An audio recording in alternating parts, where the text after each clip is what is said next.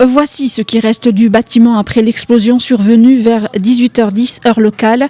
Les fortes explosions ont secoué les secteurs du port de la capitale libanaise, Beyrouth. Les déflagrations qui ont eu lieu dans la zone du port ont été entendues dans plusieurs secteurs de la ville.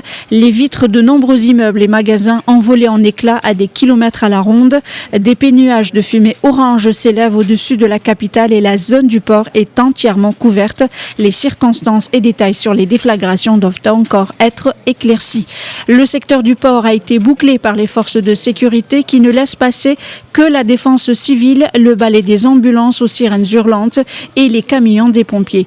Il a été interdit aux journalistes d'accéder à la zone, a constaté un correspondant de l'AFP. Aux abords du quartier du port, les dommages et les destructions sont considérables. Les médias locaux ont diffusé des images de personnes coincées sous des décombres, certains couverts de sang. Le président libanais Michel Aoun a convoqué mardi soir une réunion urgente du Conseil supérieur de la défense après les violentes explosions qui ont secoué le port de Beyrouth. Pour sa part, le Premier ministre Hassan Diab a décrété une journée de deuil national mercredi pour les victimes de l'explosion du port de Beyrouth.